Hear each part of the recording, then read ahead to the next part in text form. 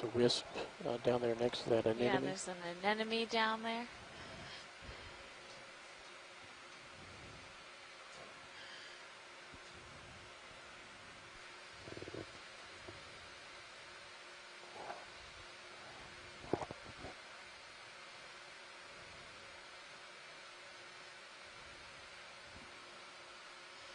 I like having a biologist sit next to me because I can just point at the screen and she'll start answering.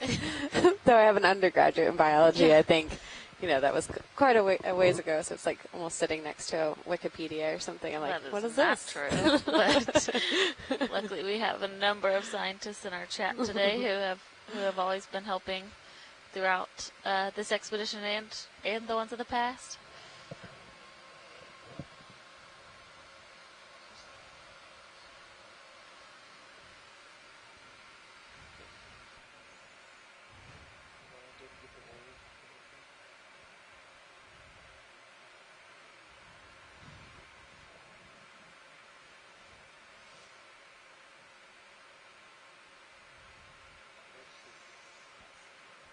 It's interesting to see this side of the feature where we're not seeing the mussels either, versus when we approached how dense those mussels were, even on the carbonate.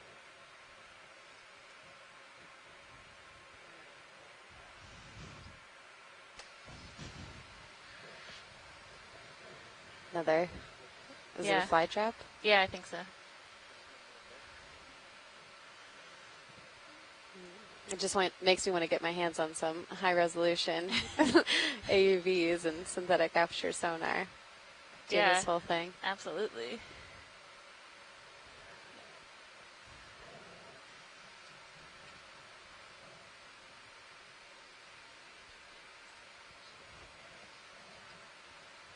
This is a really impressive amount of opogenic carbonate, and it's been, you can see that it's been probably uplifted a little bit or undermined or something and deformed, and it's rubble and a lot going on here in this sort of little canyon that we're in.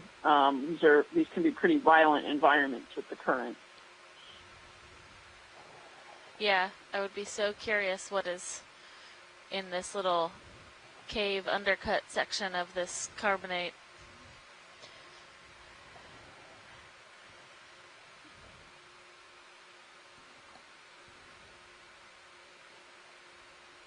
Let's get the fog lights on.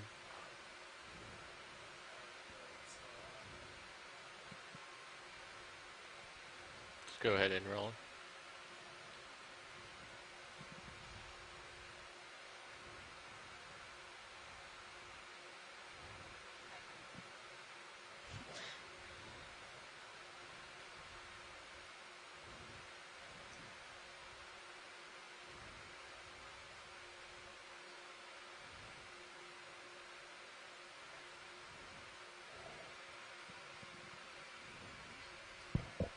Should be completing that move. It's like a urchin under there. We have a lot of dead Bathymodiolus shells in there. And it really is interesting, the close-ups on the carbonate, to see just how embedded the shells are within that matrix as well, making up a decent amount of thanks. that structure.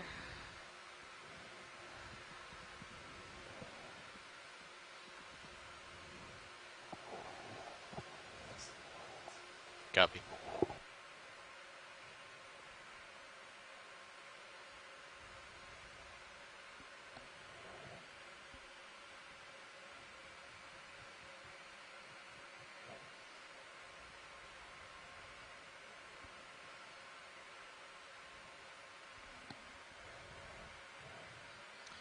We can put another move in.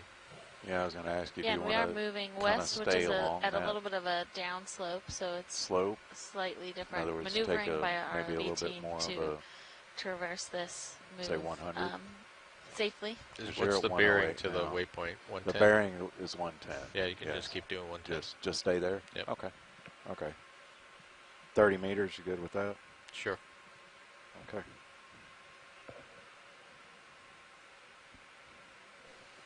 Bridge now. Set of viper fish. Go Yeah, ahead, ready Ed. for another move. 30 meters, 30, Nope. bearing 110 at a speed of 0.2. Roger that. Thank you.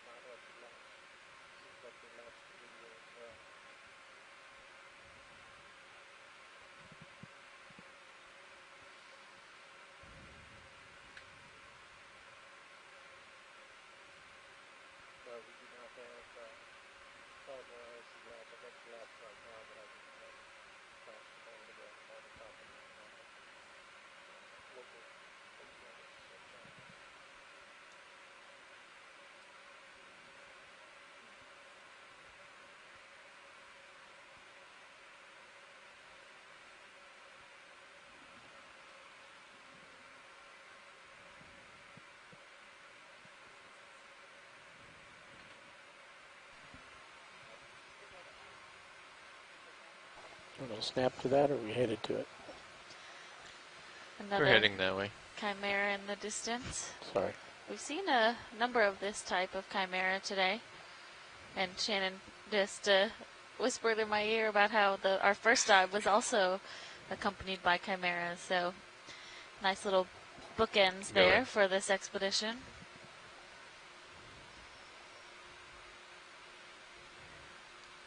Oh, it has a parasite, it looks like.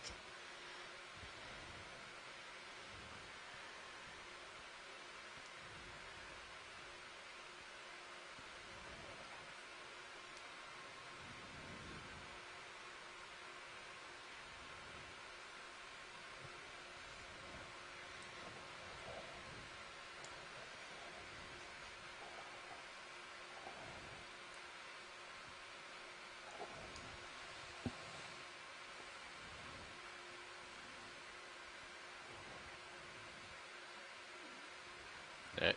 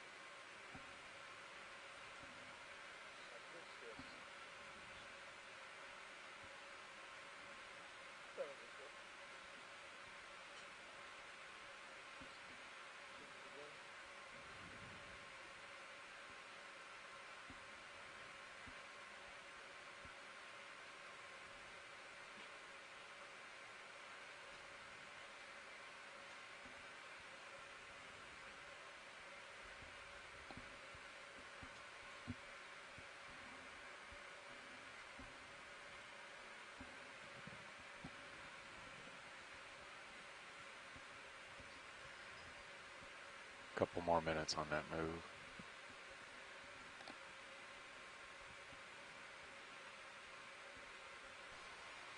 We're seeing more of these mussel shells potentially coming from upslope, but we are headed west to take a look at these plumes that we saw actively seeping last night. We haven't been able to detect much of the bubbles down here on this dive, but it'll be interesting to see if we find them at this next area that we're potentially anticipating them. There's Right, and this is Carolyn, and I'll just say something I'd say on these other seep dives, that just because we can see them in the water column and see is in quotes there with the sonar, detect them because of the acoustic impedance contrast between the bubble and the water, doesn't mean they're easy to find at the seafloor. And you can search all day sometimes and not find the actual seepage point, even though the bubbles are, in fact, coming out of the seafloor. So it's not a big deal if we don't see the bubbles, but it's always cooler if we do. For that target. Okay. Looks like some sort of cartilaginous skate or array. I don't know how to tell the difference, even though I should have been listening when you guys explained it 14 dives ago. But yeah, what Carolyn just said is definitely Pilot, you're good with that. all correct, and thank you. Putting Just in another move, we same see the plumes Sure. in the water, but it doesn't mean we'll find those exact seepage sites on the floor. This looks like a ray. We saw fine. one a Put bit another earlier movie. that has a similar or possibly the same type of ridging on its Yeah, we're going to put in back. another move. 30 meters, 30, bearing 110, at a speed of There's 0 also decimal 2 knots. jellyfish. Yeah, I think the little red Roger that. thing, if we could zoom in on that. Looks like a benthic ctenophore. So these attach and they stay, actually, they don't spend the majority of their life up in the water column, but they are attached like this to some type of substrate. We did collect a benthic ctenophore earlier in the cruise. A straw, possibly, next to this ray. Or skate, sorry.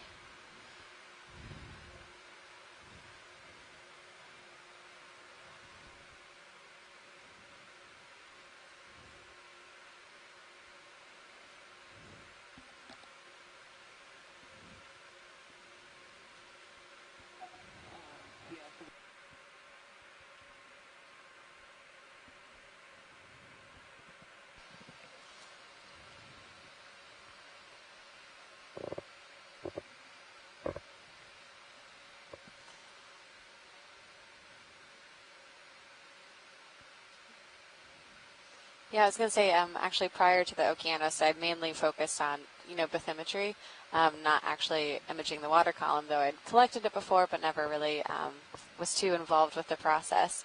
So it's been fun the last two cruises, being out here and learning a lot more about our EKs and their capability and, the applications such as this for these sonars that we have has been a great thing to add to my wheelhouse, and I'm really enjoying, imaging the water column as well as the seafloor.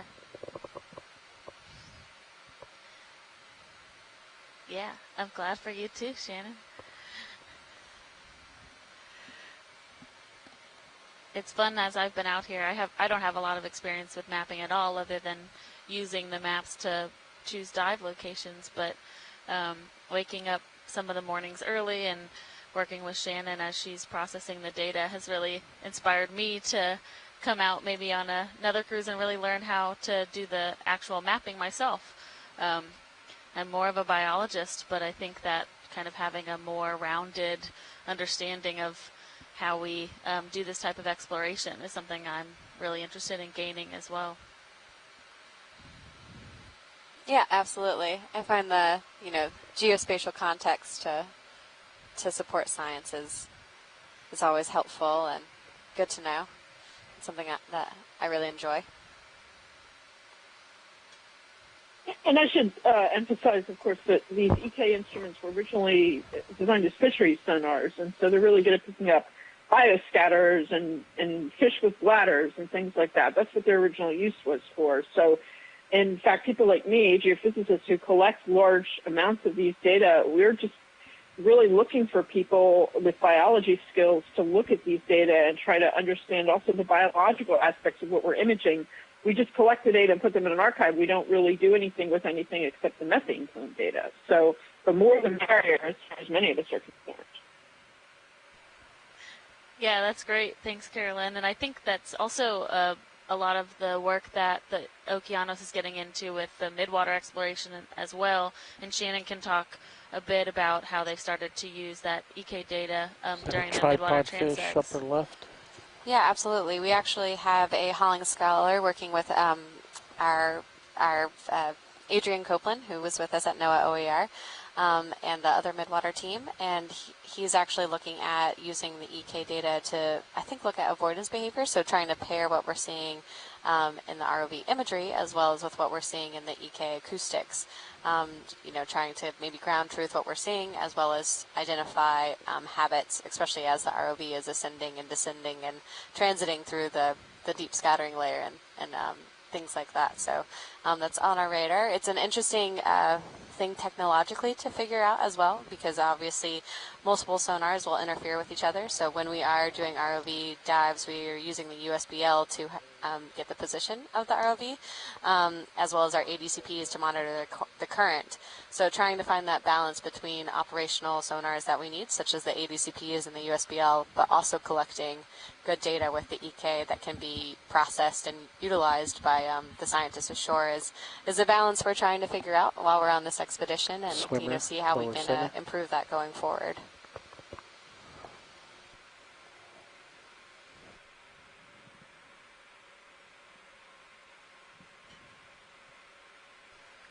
Yeah, we have something swimming in the water column here. Go ahead.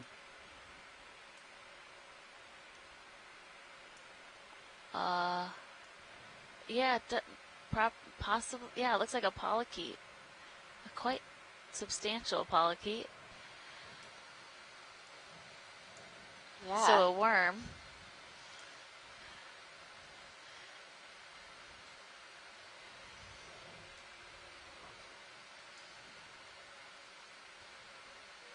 Yeah, that is Curious how it.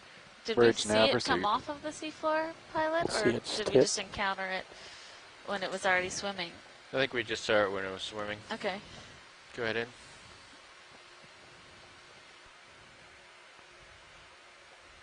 Yeah, it's definitely Ship a is polychaete. stabilizing. It's Excellent. really interesting. We're stopped. Don't know how it got up into the water column.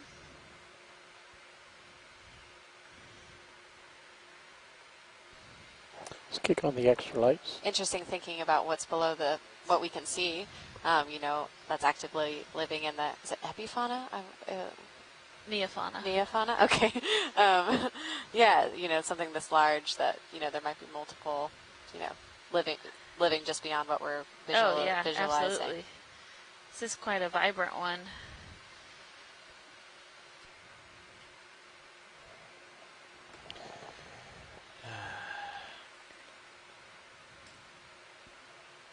Video's clear.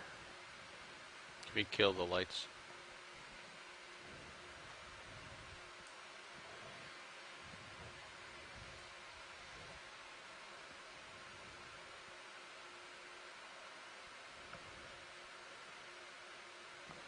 Watch lead nav. Go ahead, Nav. Yeah, update you. Moved another 100 meters with D2 at the 600 meter distance. Thank you.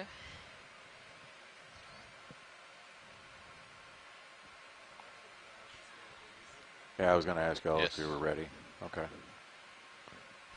There's all these mounds now on the seafloor.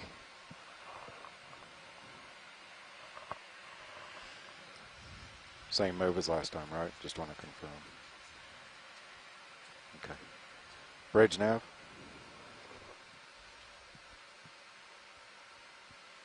Have we been seeing these mounds previously? Yeah, ready for another Yeah, move. we've seen some. where Distance the 30 meters, topography is just a little 30, bit bearing hilly. of 110, These large and speed burrows. of 0.2 knots. We've seen a couple of, but not much. That's actually in them, or that we've been able to see. Roger that. Thank you.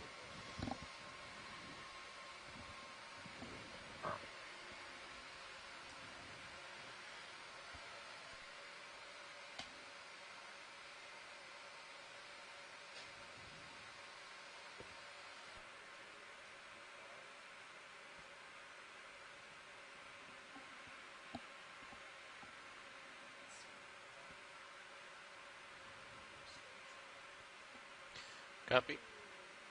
That spoon worm? Yeah, they have that long proboscis that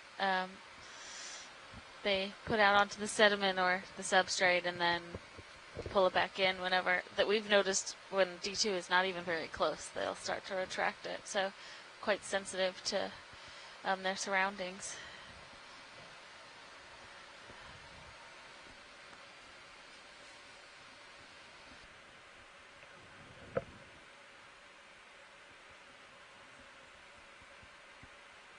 Yeah, with this move, D2 ought to be able to reach out to the next waypoint, but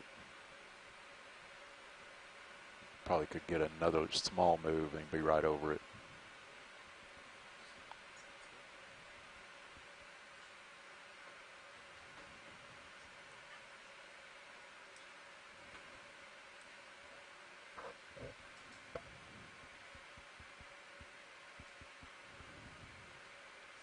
Who stirred up all that? Wasn't us.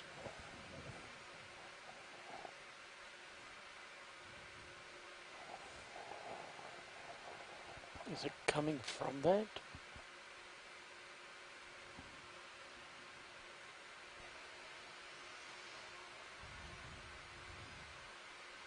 So it looks like we're nearly at the waypoint with that other potential plume that we imaged overnight.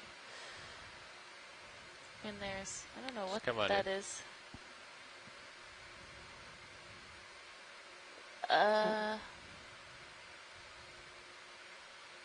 Could this be a different type of plume? Just come in tight. Yeah, come in to the Upper one right? that's really, yeah.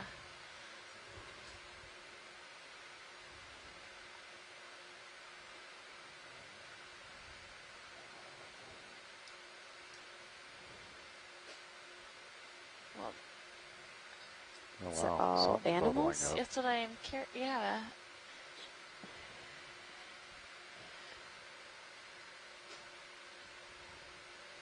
They seem like small little Or drifting burrows. away? Yeah, it's come out. Come back in. So quite a round mound. And yeah, something to the right is interesting too.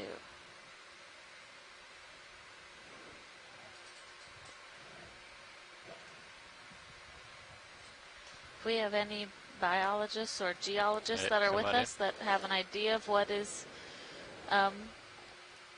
creating these little holes, and then there seems to be like a small stream of sediment coming out of the holes. I'm not going to see anything on the manip cam.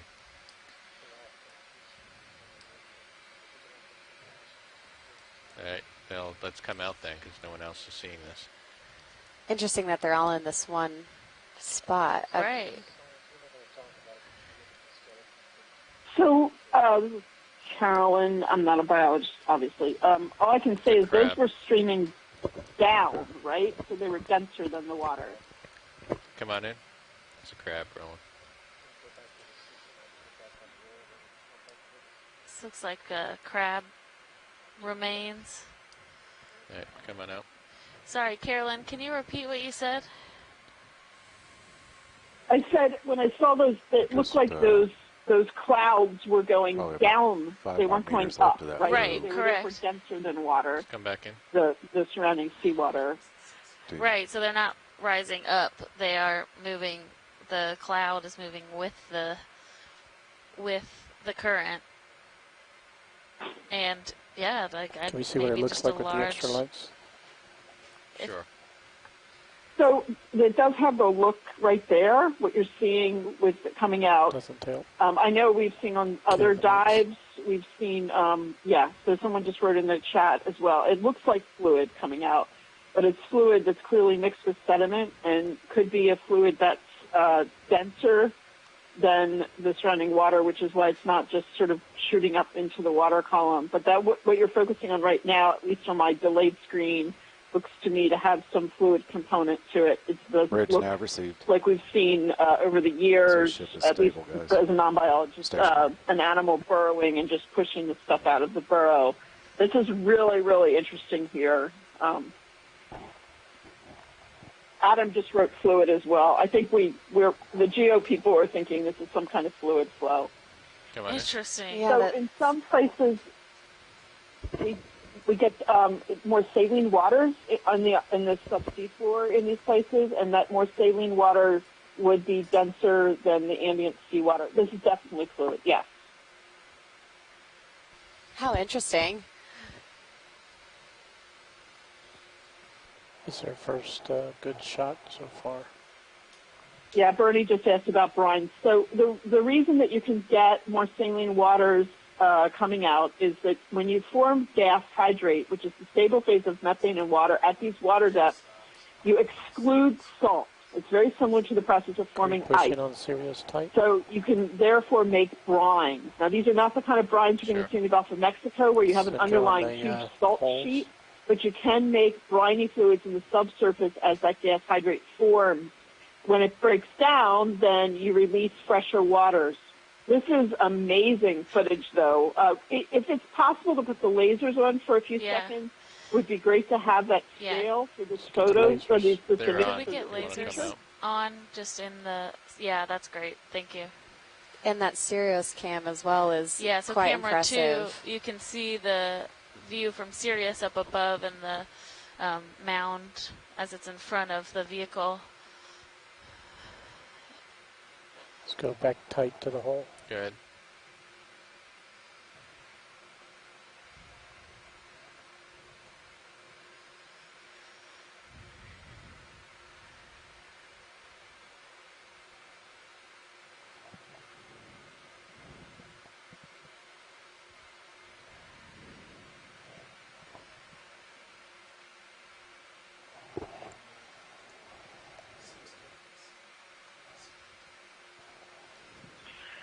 Yeah, this is Adam Skarke. I don't think we've ever seen anything like this at one of these sites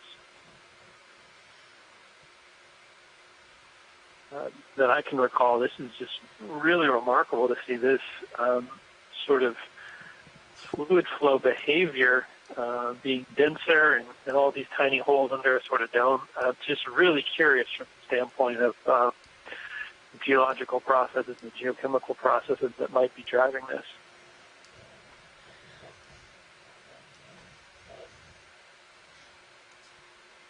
You know, look for another. I mean, it's still flowing. You can see the shadow. We're very glad to have Carolyn and Adam on the line who have much more experience with this type of environment, and knowing that they have not observed this before in this area is really exciting. Not this area, anywhere. I mean, we're talking Anywhere. Gulf of Mexico.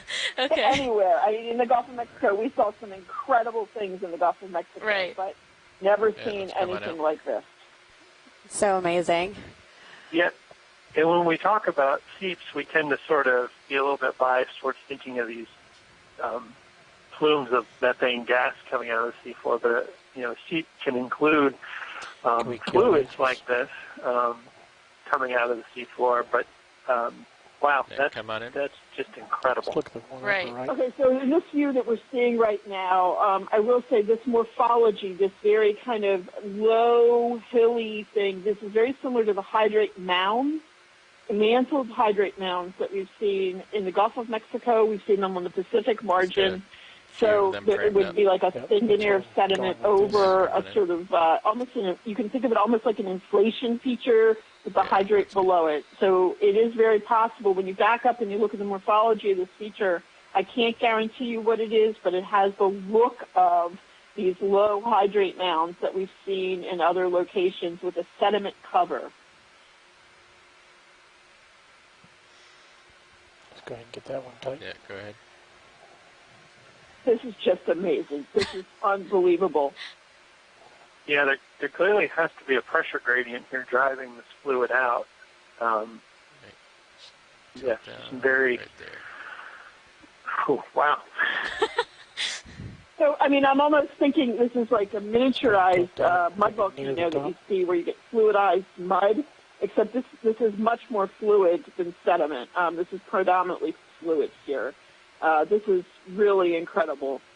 And like I said, my first thought might be that it could be related to gas hydrate processes right below us here. So as the hydrate forms, it excludes salt. That makes the fluid more saline, and that would make effectively a more briny fluid, and that would be denser than seawater when it flows out, carrying some sediment entrained with it.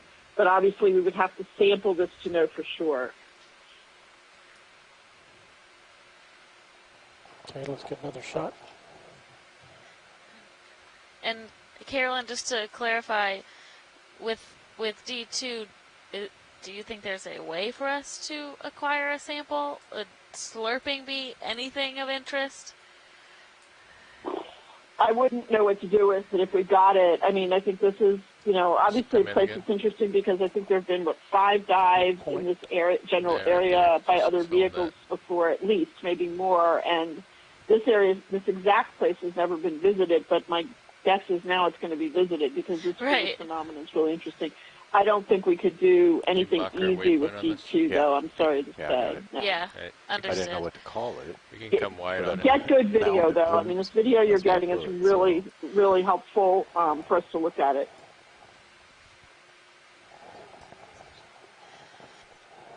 If you want to lose the skids, you can, Roland. Can we get maybe a hovering view of the whole thing from ROV?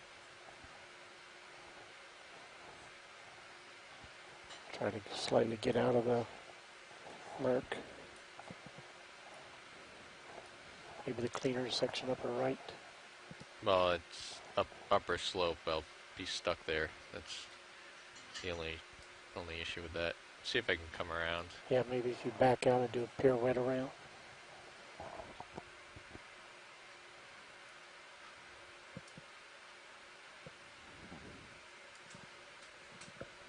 Alexis or Amy, I don't know if you have the screen where you can pull it up pretty quickly, but it might be worth just seeing if you see any temperature or DO anomalies around this feature right at the ROV. I don't expect you would, but it might be interesting to check it out.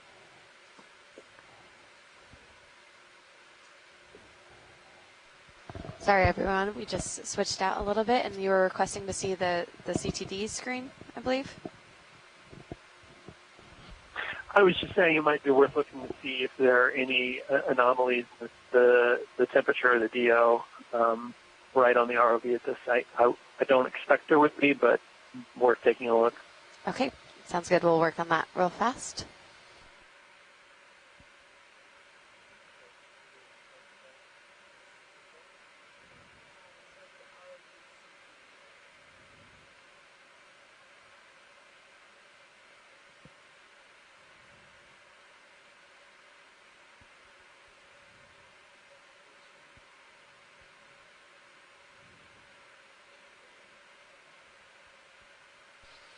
Okay, so the CTD output should be on the camera 3. I'm just checking to see if it's the same one. Nope, that's not the one that we want. Hold on a second.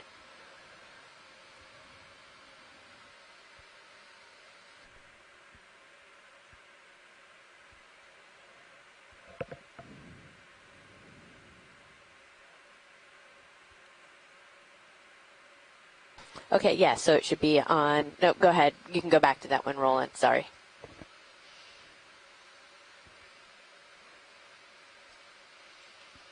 Yeah, so it should be on camera 3.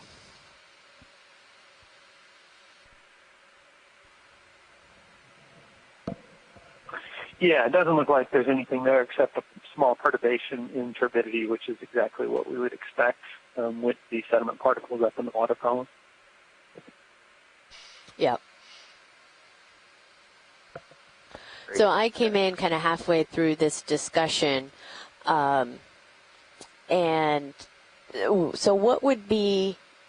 I heard Carolyn talking about that okay, there's this as the hydrate is forming, it's excluding the Tight of the salt, fish. and so as the this fluid Sure, is coming coming out and it's more dense because it's more salty, etc. But how is it actually bubbling? What would be the force that would cause it to actually bubble out if it's more dense?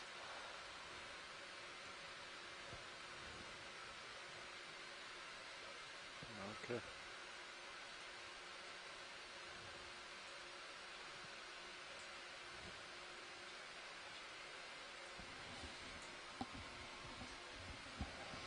Yeah, Amy, it's kind of, I'm not sure. That's sort of something I'm puzzling over. What the pressure gradient is that would drive the brine out. It looked like from that close-up video that it was coming out under pressure, but Right, coming out. Carolyn probably may have a better handle on it than I do in terms of what the driving force could be there. I'll look at the spout in the center. I only caught the very end of What's that that, because You wanna look Skype at the kicked me off spout in after the a few center? hours, Adam. So Sure, unfortunately, I think you were talking about the pressure differential that could drive fluid flow. Yeah, if it is a brine that is denser Right. than water, then what would be the pressure gradient that would drive it out in these little sort of fountains, for lack of a better term, we're seeing here? The best I can do. Yeah, it's Yeah, come out. I'm not sure. I mean, obviously, you can get small pressure gradients even just from bathymetric variations. But I don't know if those. I would have to calculate if those would be enough to really force something like this. It's really, really interesting, though, obviously, and it makes me want to go back and look at some of our deeper imagery at this site to see if we can look at conduits a little bit better.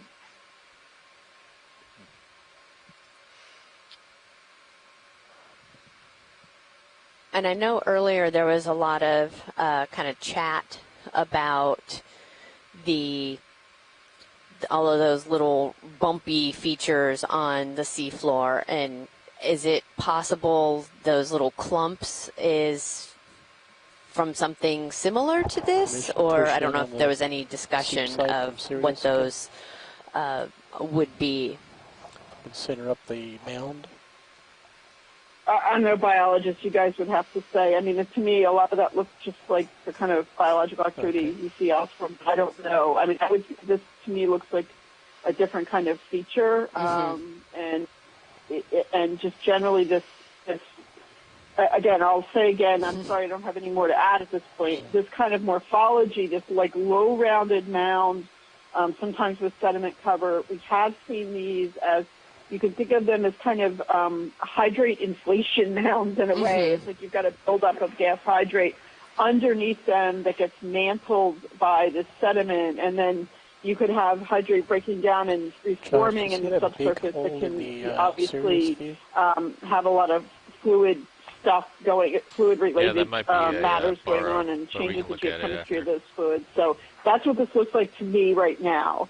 Okay. And that could happen, for example, if a really kind of effusive gas seep gets somehow mantled by sediment, and you would kind of, the vision I have is something like you're like puffing that methane in below a cover that causes it to form hydrate instead of getting into the methane reaching the seafloor, and those mounds can then build on themselves and grow.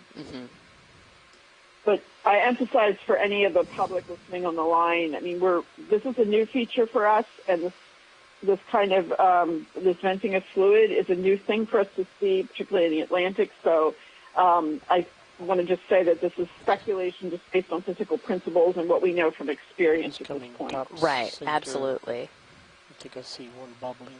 But I think this is also a really great example for anybody who's listening and watching of kind of the scientific process, right? And the exploratory part of this expedition that, we are seeing new things, and it leads to these questions that we're going to continue to be asking and trying to figure out long after the ROV is back on deck.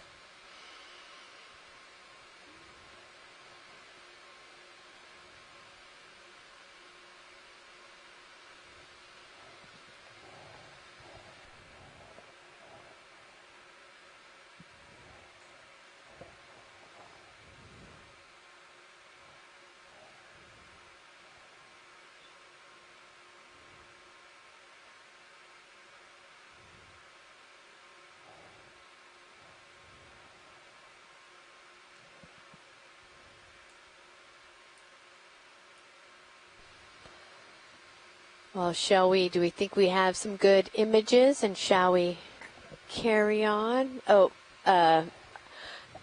before we move on, could we take a look at that crab that's to the right, please, pilots? Yes. All right, are you good, Roland? Yeah. All right. Still wondering about that hole that's on the Yep. corner. Let's get the crab.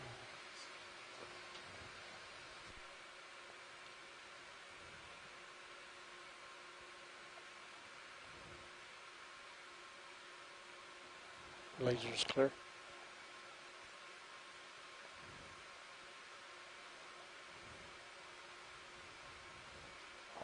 Is that an urchin wearing a crab?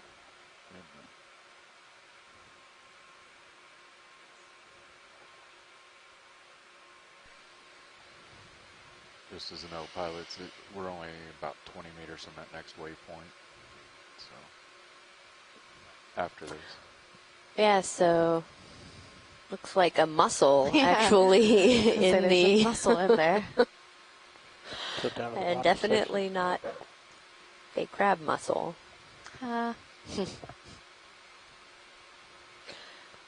Spiny red crab. I don't know Yeah. if anyone can tell more specifically.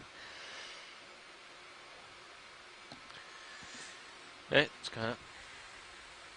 So this is a, Brad Stevens says that this is a king crab, a Lithodes species, not a Chaseon. So we saw a bunch of Chaseon crabs previously, those kind of Atlantic red crabs, but this, if I remember correctly, would be kind of below their depth and temperature habitat. It's in that mound, that dip. And there's a fish, and not sure what else.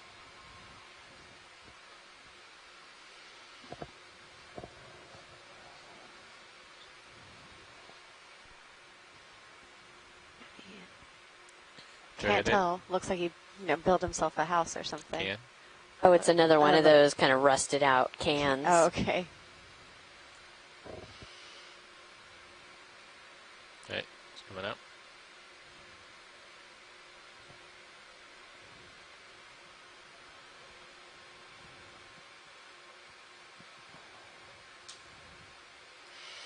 More of these depressions with the fish inside. Coming up at you, Sean. I saw that you guys came across some really amazing mussel beds. They were. Did you see any active bubbles? Not while I was on. I believe they were imaging a small bubble. Well, Huge but I came on about noon. Okay.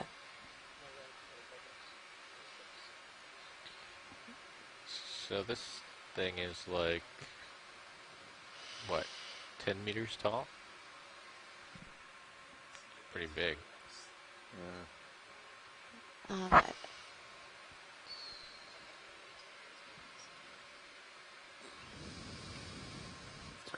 I don't know. So, pilot, we maybe should try to get a rock sample around here, if that would be at all possible. Copy. Let's see, I'm a little stretched out here.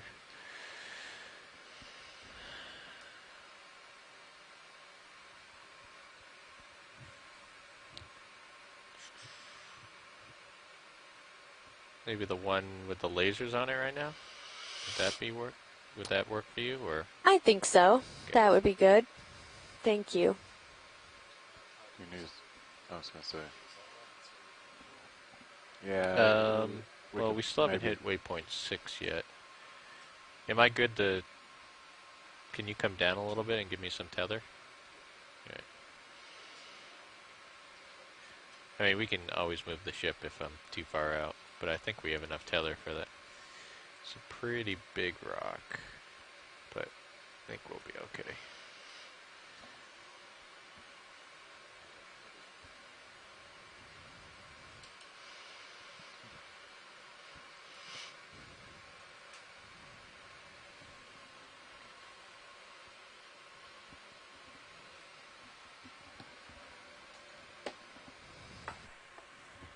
So we don't have anything in our rock boxes, correct? Correct. There's no samples.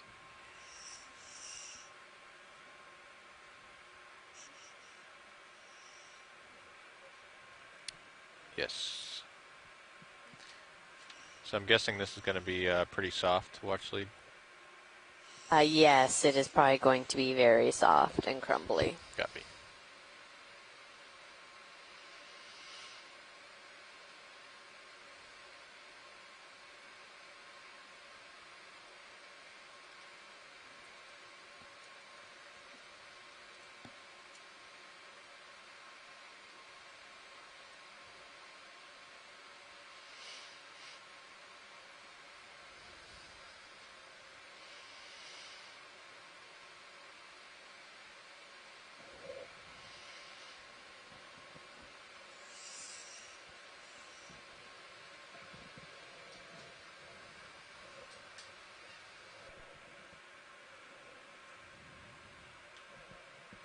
Yep.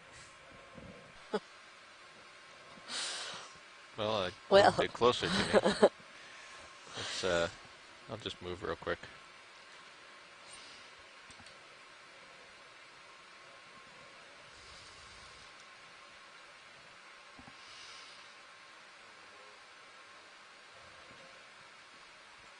Usually the rocks don't try to run away.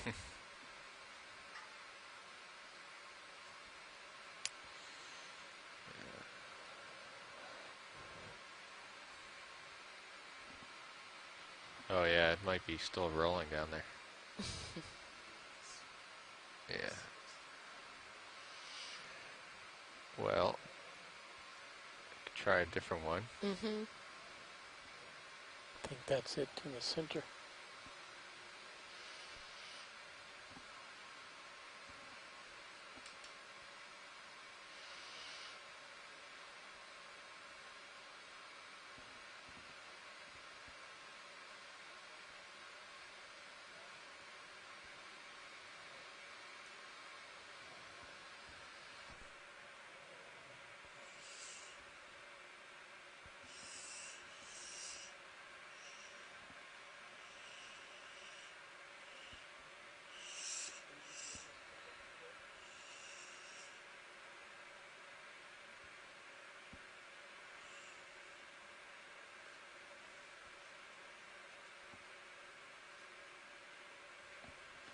I guess we should put this in the port box if you want to bring that in.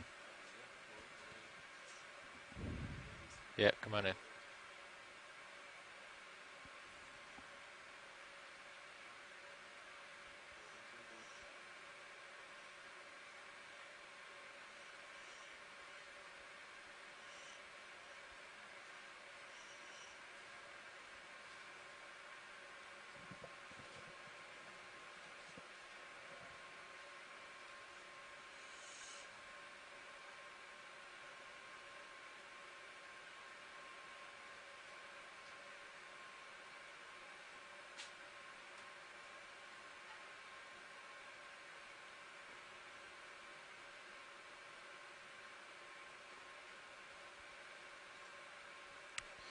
It might be a little big.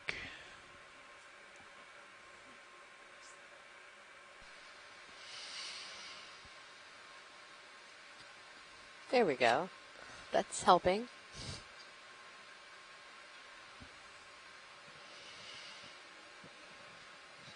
Is this gonna fit? I don't know. I don't know. I might try to Yeah. break this.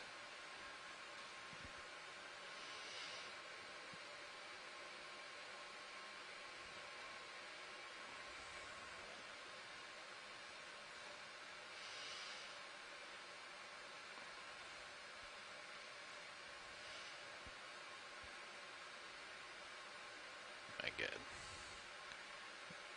I'm making a mess here.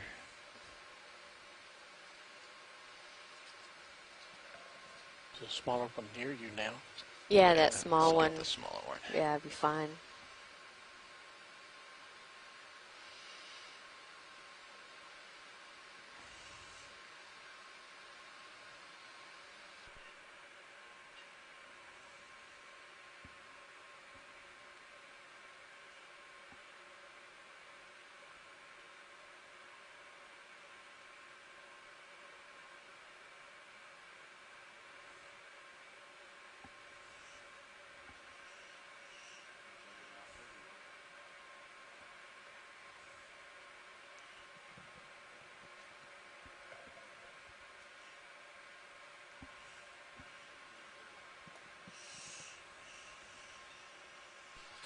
Great, thank you.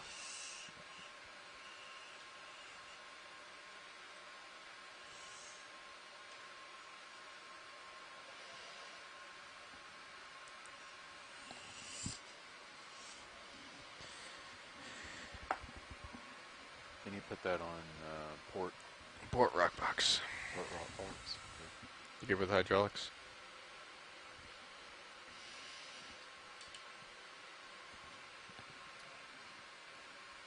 So, in order to get right over that waypoint, Did you get the waypoint there? All right, yeah, good.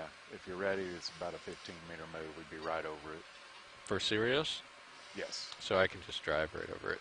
I mean, Yes. you can put a move in if you want. Yeah, I Sirius. just want to get us right over it. Yep. Okay. Sounds good. Bridge nav. Yeah, you ready for a move? Okay, 15 meters, 1.5, at a bearing of 110, at a speed of 0.2 knots. Roger that. Okay. Yeah, this just Copy. put us right over waypoint 6 then, so.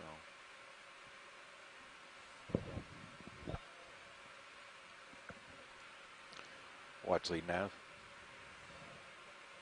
Yeah, just to update you, actually D2 is actually pushing out towards waypoint 6, but we're going to move Cirrus right over it here with this next move.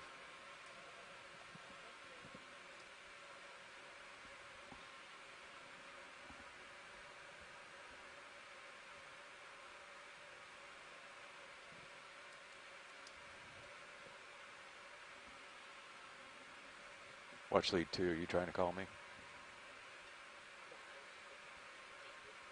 Ah, okay, received.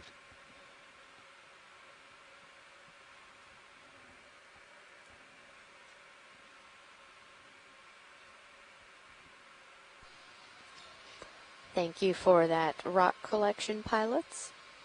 You're welcome.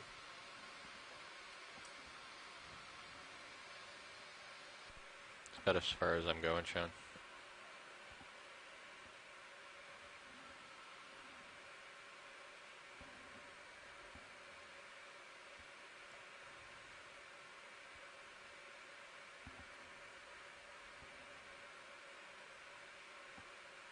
I'm gonna bring up on that one.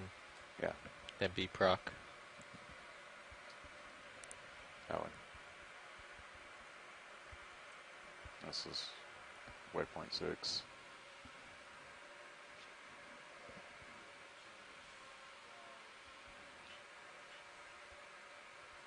like there's some mats right below you there. Just small ones, right? Yeah, but we're looking for a bubble field here. Yeah.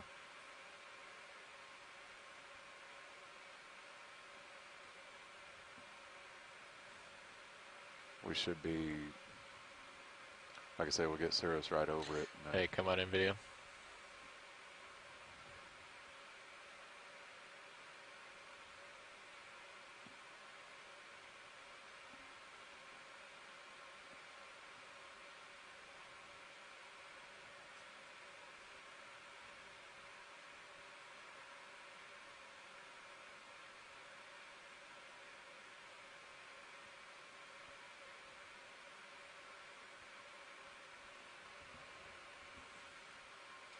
Hey, come on out.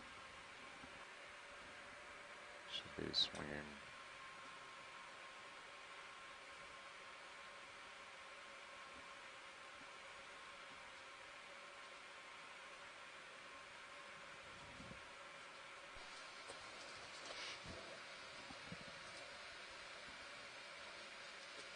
Another big outcrop here.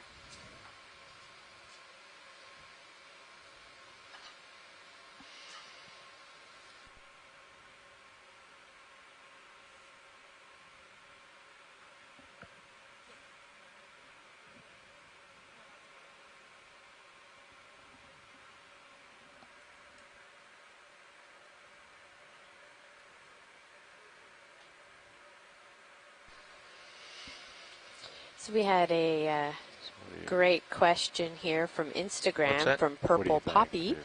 Want to try? And thank you for the this good, compliment, or- saying that they You're fine. really enjoyed Okay. watching the dives and seeing and learning so much and Should be. enjoying the commentary. Pretty close to a stop here. Asking on the ideal dive, what is it that you would Seems like to left. see or sample? Bridge nav um, received. Or, what we haven't already seen or sampled. And I don't even know what an ideal dive would be. I feel like we've had so many ideal dives. Yeah. Oh, we have a little octopus right at the bottom of the screen. Or, sorry, there's an octopus below the screen. Sorry. Yeah, I saw him. He's Yeah. down Oh, there. yeah. Good eye. But yeah, Amy, sorry. Oh, Go ahead. no, it's fine. I always will pause for octopods. Yeah, I mean, my opinion, I feel like we've had so many ideal dives. We've seen so many things that, we haven't seen before. And Go ahead. the octopods brooding their eggs. And, of course, our, shark It's all the and down wreckfish tilt I have. encounter. And and then the coral dives that we've had with the amazing Lophelia and the fantastic Paragorgia. So, I don't know. I don't think I could ask for anything more. Yeah, I think a lot of when we expect to see things, it sometimes is quite different. We come to areas where we have an idea of what might be around based on whether it's a canyon or a seep or a coral mound, but every dive we're exploring a new place, and the collections generally reflect, or we try to have them reflect the community that we're seeing in the area. So if there's a type of organism that's reoccurring that hasn't been sampled from that area before, or getting a geological representation of the rocks that we're observing, as well as if we see anything that seems really new. So every once in a while we'll see something that nobody really knows what it is, so we try and sample that so that it can be described for science. And Brad Stevens from University of Maryland, I think, sums it up, is that we like to see something we've never seen before, which is pretty much happening on every dive. Yeah, very true. And this is a nice little grouping of Brisingid sea stars. They generally just kind of attach onto walls or rock faces like this, and they use their arms to filter feed, which is why they're kind of out in the water column like that. Go ahead. Interesting that we've seen that there's a number of them on this rock, but we haven't seen is that many a behind cup it. coral behind it, or is that... Oh, I think you're right. There's a couple of Oh, desmophyllum yeah. down there too. Good eye, Amy. Yeah, look at that. Just this little pocket. Yeah. So that's one thing, and I think Adam talked about this a little bit earlier, is that this type of carbonate is made by, because of bacteria processing methane, and over time it's exposed, and if an area is no longer actively Just quick. seeping, we often see then settlement by other types of organisms. So we see things like sea stars like this that aren't necessarily relying on the chemosynthetic environment, but